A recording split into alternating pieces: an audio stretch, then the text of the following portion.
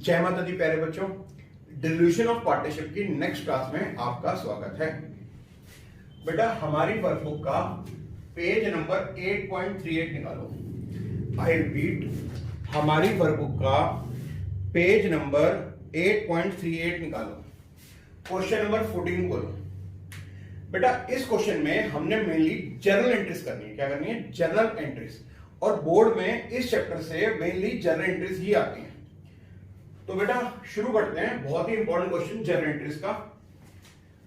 Pass journal entries for the following transactions. आपको इन transactions की जर्नल एंट्रीज करनी है। On dissolution of firm, firm की डिल्यूशन के समय ऑफ ए बी सी, तीन पार्टनर है A B C, who were sharing profit in the ratio 4:3:3। इनकी प्रॉफिट शेयरिंग रेशियो है 4/10, 3/10 and 3/10। After transferring all assets, सारे एसेट्स रियलाइजेशन में transfer हो चुके हैं। After transfer all assets and external liabilities to realisation, वो कह रहे हैं आपको जर्नल एंट्रीज करनी है डिल्यूशन के समय। After transfer all assets to realisation and external liabilities to realisation, after transfer all assets other than cash. आप ये मानो कि डिल्यूशन का प्रोसेस शुरू हो चुका है। आपको एंट्री पास करनी है। सारे एसेट्स रियलाइजेशन में ट्रांसफर करने के बाद, सारी लायबिलिटीज को रियलाइजेशन में ट्रांसफर करने के बाद आप ये मानो कि एसेट रियलाइजेशन में ट्रांसफर हो चुके हैं, लायबिलिटीज रियलाइजेशन में ट्रांसफर हो चुकी हैं। यानी जो शुरू की ये एंट्री होती है कि एसेट्स का डेबिट बैलेंस है, खत्म कर दो क्रेडिट करके, इससे लॉस होगा, रियलाइजेशन डेबिटेड, ये एंट्री ऑलरेडी हो चुकी है। और जो दूसरी एंट्री होती है कि आउटसाइडर लायबिलिटीज का क्रेडिट बैलेंस है, खत्म कर दो डेबिट करके, लायबिलिटी को जीरो करोगे तो प्रॉफिट होगा, रियलाइजेशन क्रेडिट होगा। ये दोनों एंट्री ऑलरेडी हो चुकी हैं। कौन कौन सी दो एंट्री ऑलरेडी हो चुकी हैं? एसेट्स का डेबिट बैलेंस है, खत्म कर दो क्रेडिट करके, इससे लॉस होगा, रियलाइजेशन डेबिट, ये एंट्री ऑलरेडी हो चुकी है, आपको नहीं करनी। और लायबिलिटीज का क्रेडिट बैलेंस होता है, खत्म कर दो डेबिट करके, लायबिलिटी को जीरो करने से प्रॉफिट होगा, रियलाइजेशन क्रेडिट। तो एसेट रियलाइजेशन में जाकर जीरो हो चुके हैं और लायबिलिटीज रियलाइजेशन में जाकर जीरो हो चुकी हैं। कैश को जीरो नहीं किया होगा, कैपिटल को जीरो नहीं किया होगा, ऑनर्स लायबिलिटी को जीरो नहीं किया होगा। अब बेटा आगे शुरू करते हैं। अब बेटा पहली एडजस्टमेंट है, के नाम का कोई बंदा है और वो हमारा क्रेडिटर है। बुक में देखो ए पॉइंट के कॉमा, अब creditor to whom 6,000 were due, जिसको हमने 6,000 देने हैं। के को हमने कितने देने हैं? 6,000। एक्सेप्टेड ले रहा है ऑफिस इक्विपमेंट एट 4,000। बेटा क्रेडिटर 6,000 का है, वो ऑफिस इक्विपमेंट ले रहा है 4,000 में। तो बेटा एक बात बताओ, क्रेडिटर की इस समय बुक वैल्यू क्या है? 0। रियलाइजेशन में ट्रांसफर होकर सारी लायबिलिटीज क्या हो चुकी हैं? 0। और ऑफिस इक्विपमेंट क्या है? वो भी रियलाइजेशन में ट्रांसफर होकर क्या हो चुका है? 0। तो अगर आप 0 हो चुके क्रेडिटर को ऑफिस इक्विपमेंट दे दो तो क्या एंट्री आएगी? 0 क्रेडिटर को 0 इक्विपमेंट दोगे तो क्या एंट्री आएगी? No entry. The balance was paid to him in cash. अब 6,000 का क्रेडिटर था जिसको 0 कर चुके, वो 4,000 में इक्विपमेंट लेके जा रहा है 4,000 में। तो शायद 2,000 का क्रेडिटर बच गया और वो कह रहा है उस 2,000 को कैश में दे दो। तो जो 0 हो चुका था क्रेडिटर, उसको 2,000 कैश दोगे तो क्या एंट्री आएगी बताओ? 0 क्रेडिटर को 2,000 कैश दोगे तो हम कहेंगे भाई 0 को अगर 1 रुपए भी दे रहे हैं तो लॉस ही होगा, रियलाइजेशन डेबिटेड। पर यहां हम 0 क्रेडिटर को 2,000 दे रहे हैं तो लॉस हो गया, रियलाइजेशन डेबिटेड 2,000। और 0 क्रेडिटर को 2,000 कैश देंगे तो कैश जा रहा है, क्रेडिट बट गोस हो गया।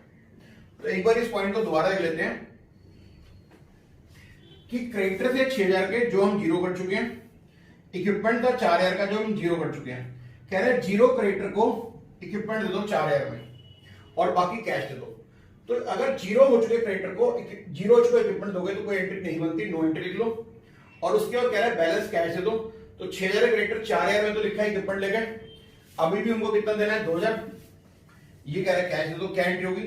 0 हो चुके क्रेडिटर को 2,000 कैश दोगे तो लॉस होगा, रियलाइजेशन डेबिटेड, और कैश जा रहा है क्रेडिट बट होगा, कैश क्रेडिटेड।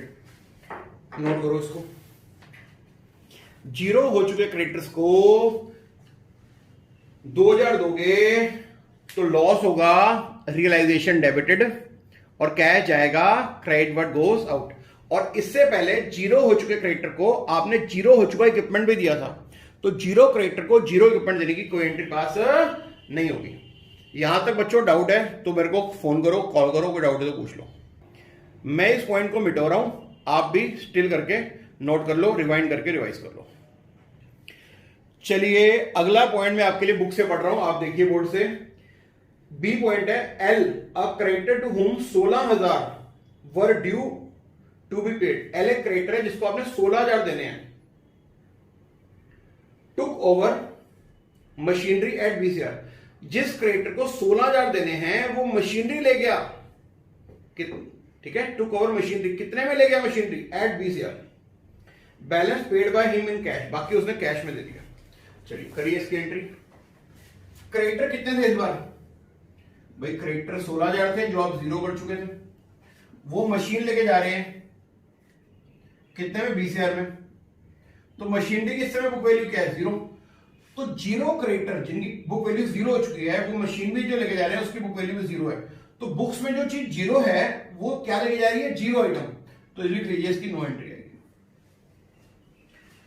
पर वो 16,000 के क्रेडिटर मशीन भी 20,000 में लेके जा रहे हैं ना, वो एक्सेप्ट कर रहे हैं कि ठीक है हम 20,000 में लेके जा रहे हैं, तो कितना कैश वापस कर देंगे हमें? 4,000। तो जीरो हो चुके क्रेडिटर, जीरो हो चुकी मशीन लेके जाएंगे तो नो एंट्री, पर वो कैश दे रहे हैं हमें 4,000 वापस, तो कैश आएगा डेबिट वर्ड कम्स इन।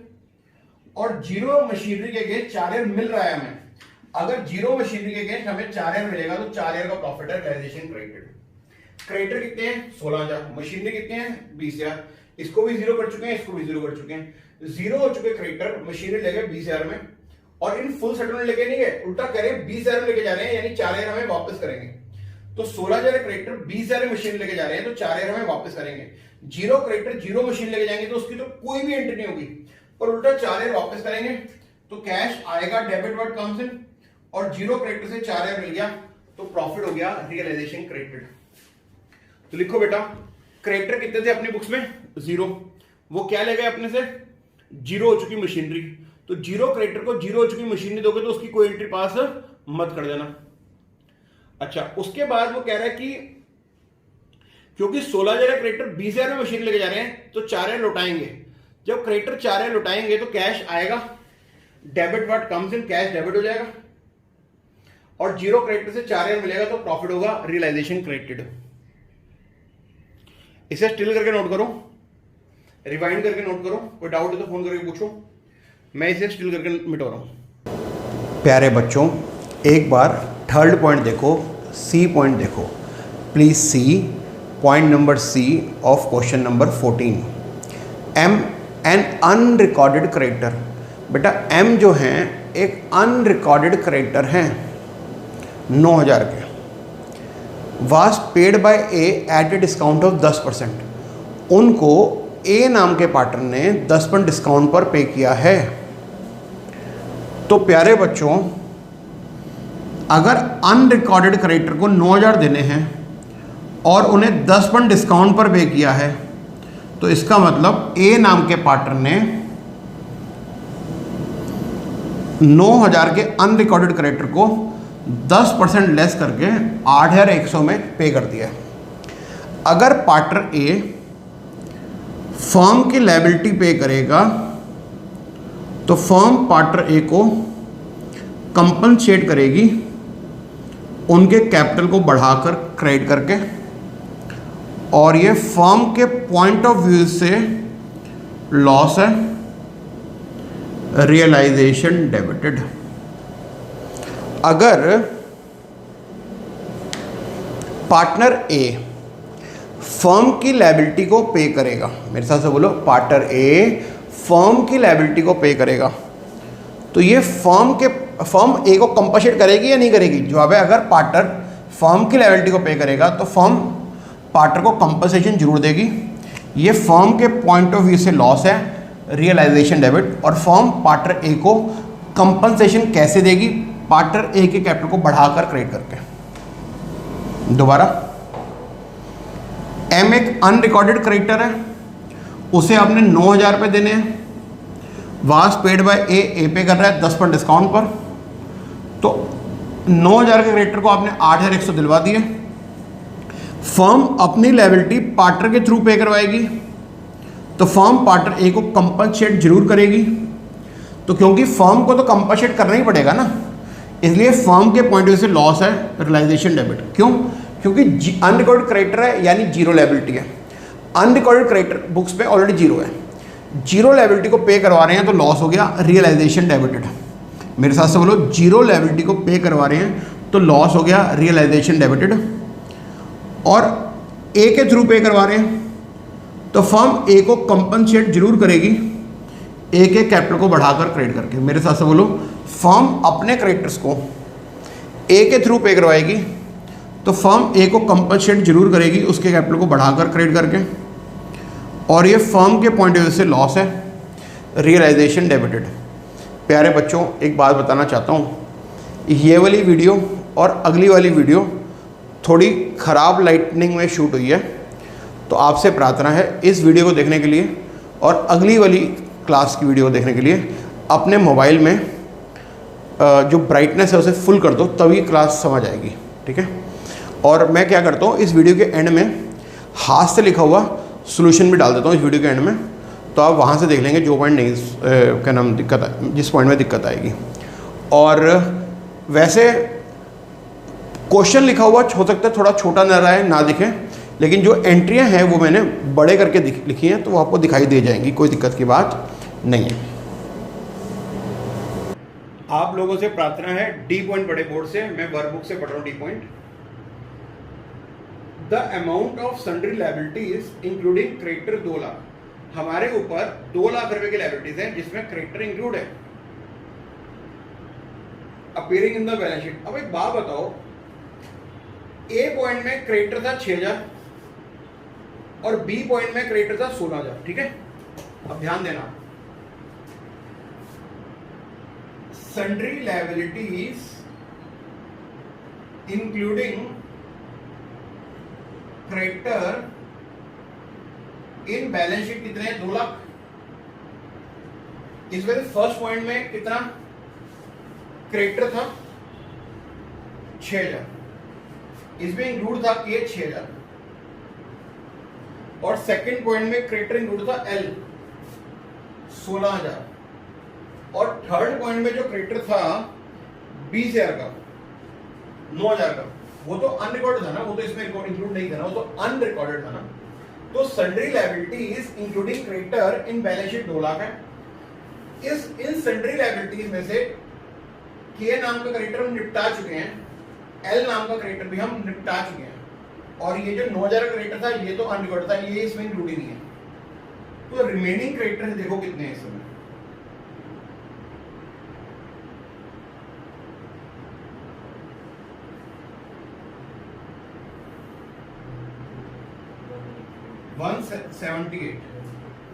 ये रिमेनिंग क्रेडिटर है, और क्वेश्चन कह रहा है, कुछ भी नहीं कह रहा, बस कह रहे इतने क्रेडिटर है, तो क्या करें? अगर किसी लायबिलिटी का कुछ नहीं दे रखा तो क्या करेंगे? पे, तो पे करो। नरेशन लिख देता हूं पहले, being remaining creditors of ₹1,78,000 settle in cash. भाई ये रूल है ना भाई, कि अगर किसी लायबिलिटी के बारे में कुछ ना दे रखा हो तो उसे पे कर दो। तो जिस लायबिलिटी के बारे में कुछ नहीं दे रखा उसे पे करोगे तो लॉस होगा।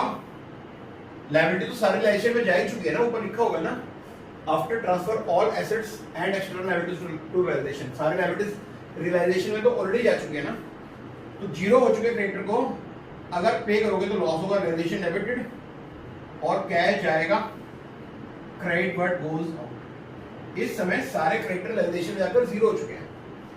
अगर जीरो हो चुके क्रेडिटर्स को हम पे करेंगे तो लॉस होगा, रियलाइजेशन डेबिटेड,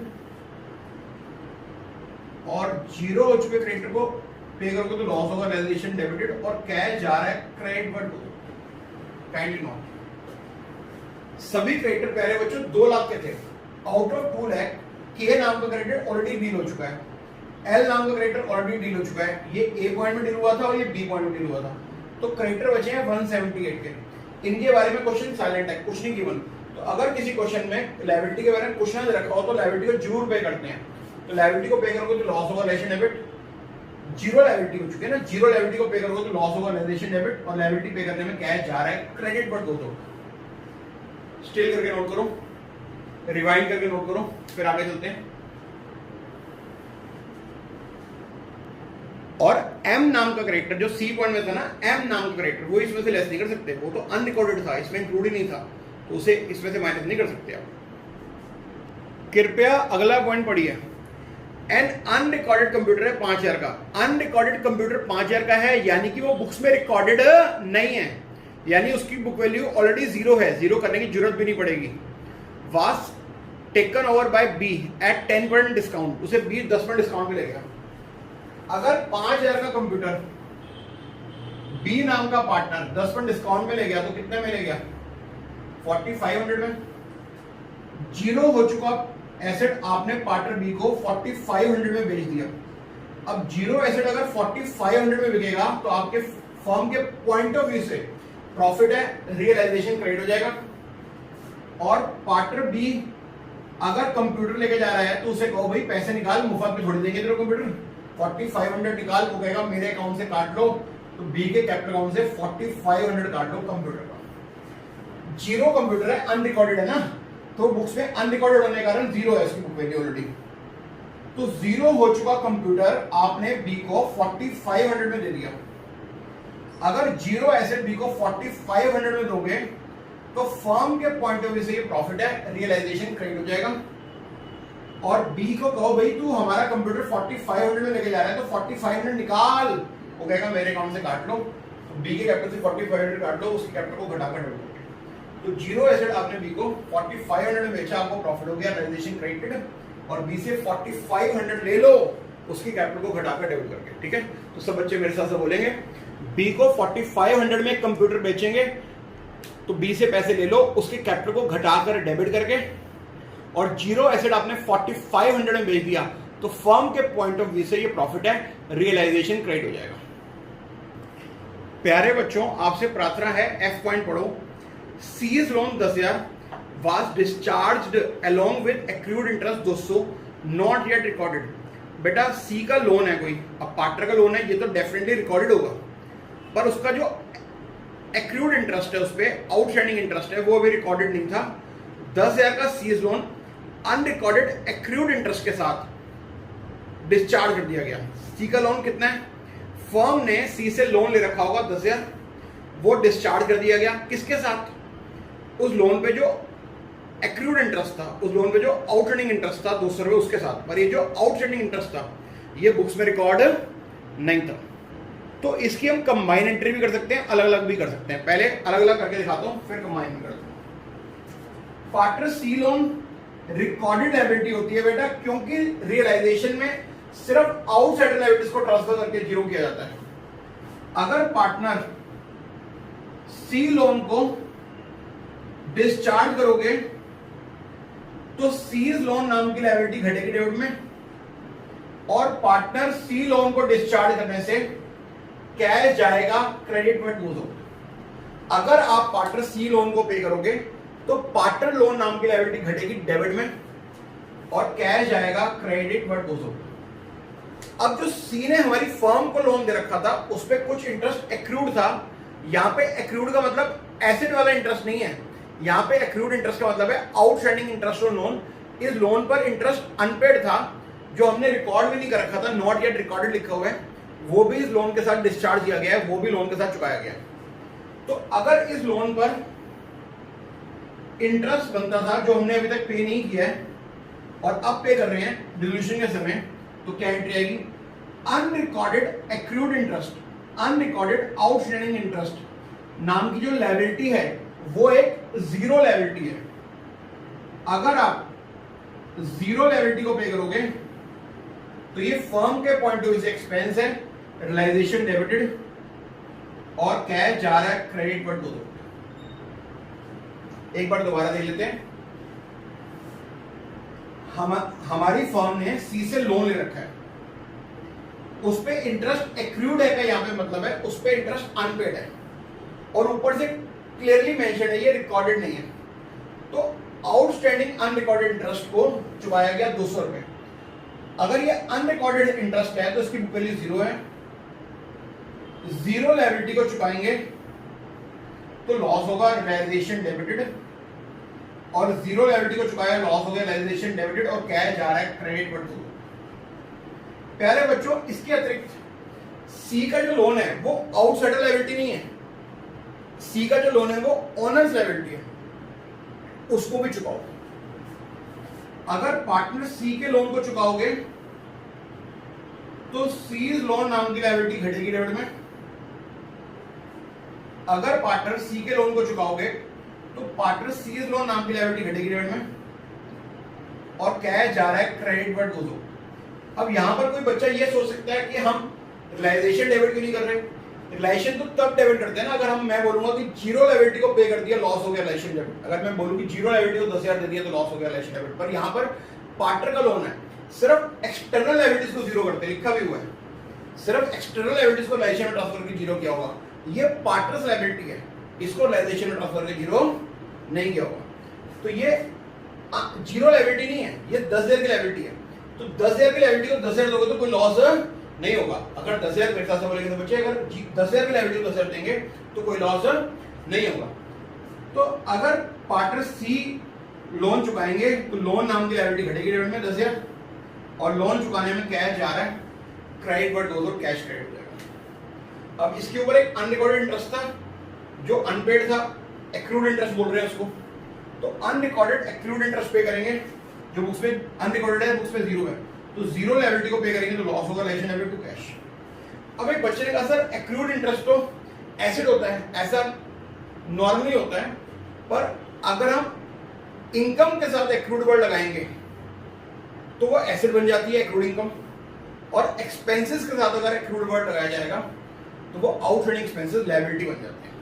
तो इनकम एक्रूड है तो एसिड है, एक्सपेंस एक्रूड है तो लायबिलिटी है। तो यहां पर हमने सी से लोन ले रखा है, उस पर इंटरेस्ट हमें पे करना पड़ेगा। तो इंटरेस्ट ऑन सी लोन हमारे लिए एक्सपेंस है, तो एक्सपेंस वाले इंटरेस्ट के साथ यहाँ पे एक्रूड लगाया गया, तो ये आउटस्टैंडिंग इंटरेस्ट लायबिलिटी है। ठीक है, आउटस्टैंडिंग इंटरेस्ट एक्सपेंस, एक्सपेंस वाला इंटरेस्ट है। तो आउटस्टैंडिंग अनरिकॉर्डेड इंटरेस्ट है यहाँ पर, जो फर्म के पॉइंट ऑफ व्यू से अनरिकॉर्डेड लायबिलिटी है। आउटस्टैंडिंग इंटरेस्ट है जिसको बुक्स में रिकॉर्ड नहीं कर रखा, तो अनरिकॉर्डेड लायबिलिटी को पे करेंगे जो बुक्स में 0 है। 0 लायबिलिटी को पे करने में लॉस होगा रियलाइजेशन डेबिट टू कैश। अच्छा, अब इसके अंदर आप वो वाला काम नहीं कर सकते कि इतना डिल्यूशन का प्रॉफिट आ गया पार्टनर से बांट दो। क्यों? क्योंकि हमें ये थोड़ी बता रखा है कि एसेट्स कितने, हम कितने की वैल्यू के एसेट हमने रिलेशन ट्रांसफर किए 0 के थे। ये तो सिर्फ पॉइंट्स दे रखे हैं कि पॉइंट्स की एंट्री कर दो। तो अब आगे का जो स्टेप होता है कि डिल्यूशन का प्रॉफिट निकालकर पार्टनर से बांटना, फिर पार्टनर को पे ऑफ करना, वो आप इस क्वेश्चन में नहीं कर सकते। तो ये क्वेश्चन यहाँ पर कंप्लीट हो गया। कोई डाउट है तो कॉल करके पूछो, कोई डाउट है तो व्हाट्सएप पूछो, जैसा आपका मन करे पूछो। आपकी सेवा में हमेशा हाजिर हूँ। इस वीडियो को यही विश्राम देते हैं, प्रेम से बोलेंगे जय माता। अपना एक ही टारगेट रखेंगे कि हमें पूरे नंबर लेने हैं, हमारा एक भी नंबर कटना नहीं चाहिए।